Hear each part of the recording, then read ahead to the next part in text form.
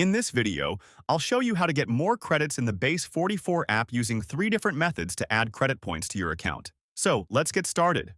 First, open the Base44 app on your phone and make sure you're logged into your account. Once the app opens, tap on the profile icon, then select Settings from the menu that appears.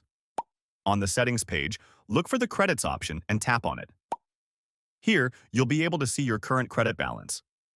Base44 offers free credits that renew daily or monthly.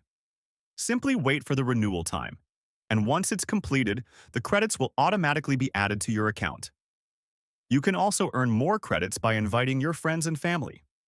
To do this, tap on the profile icon again. Then, scroll down and tap on the Refer a Friend option.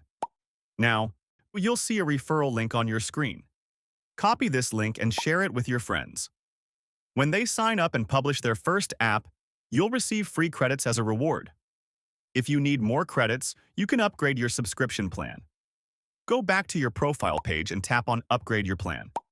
Choose a pricing plan that suits your needs, then select your payment method and complete the purchase. Once the process is complete, the credits will be added to your account. And that's it.